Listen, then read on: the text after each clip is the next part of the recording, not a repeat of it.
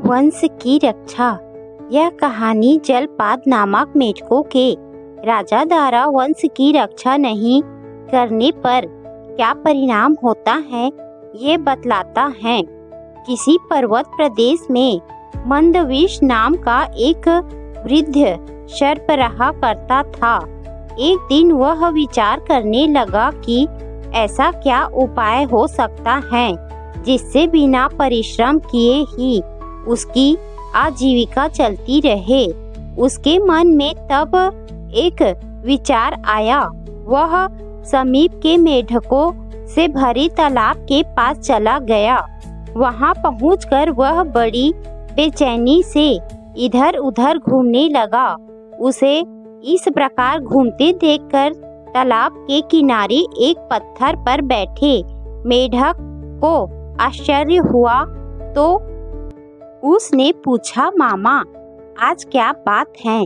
शाम हो गई है किंतु तुम भोजन पानी की व्यवस्था नहीं कर रहे हो। सर्प बड़े दुखी मन से कहने लगा, बेटे क्या करूं? मुझे तो अब भोजन की अभिलाषा ही नहीं रह गई है। आज बड़े सवेरे ही मैं भोजन की खोज में निकल पड़ा था। एक सरोवर के तट पर मैंने एक मेढक को देखा।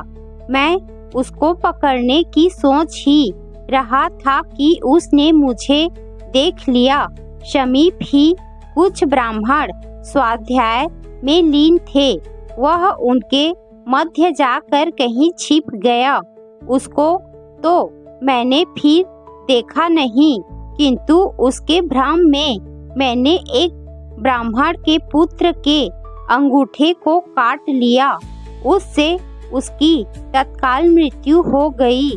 उसके पिता को इसका बड़ा दुख हुआ और उस शोकाकुल पिता ने मुझे श्राप देते हुए कहा, दुष्ट तुमने मेरे पुत्र को बिना किसी अपराध के काटा है। अपने इस अपराध के कारण तुमको मेढकों का वाहन बनना पड़ेगा। बस तुम लोगों के वाहन बनने के उद्देश्य से ही मैं यहाँ तुम लोगों के पास आया हूँ। मेढक सर्प से यह बात सुनकर अपने परिजनों के पास गया और उनको भी उसने सर्प की वह बात सुना दी।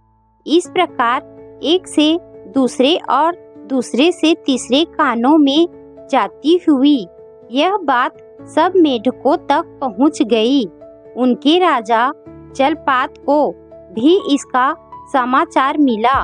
उसको यह सुनकर बड़ा आश्चर्य हुआ। सबसे पहले वहीं सर्प के पास जाकर उसके फन पर चढ़ गया। उसे चढ़ा हुआ देखकर अन्य सभी मेढक उसकी पीठ पर चढ़ गए।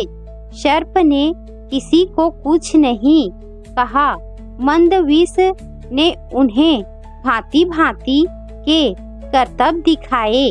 सर्प की कोमल त्वचा के स्पर्श को पाकर जलपाद तो बहुत ही प्रसन्न हुआ।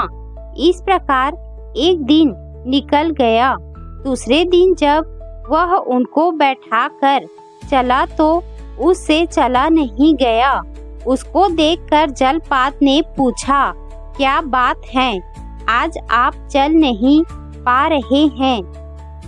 हाँ, मैं आज भूखा हूँ, इसीलिए चलने में कठिनाई हो रही है। जलपाद बोला, ऐसी क्या बात है? आप साधारण कोटि के छोटे मोटे मेढकों को खा लिया कीजिए।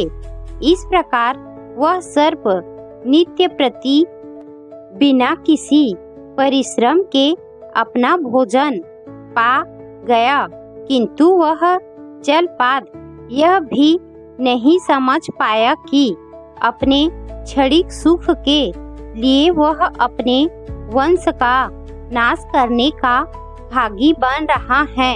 सभी मेढकों को खाने के बाद सर्प ने एक दिन जलपाद को भी खा लिया। इस तरह मेढकों का समूचा वंश ही नष्ट हो गया। कहानी की सीख, अपने हितैषियों की रक्षा करने से हमारी भी रक्षा होती है।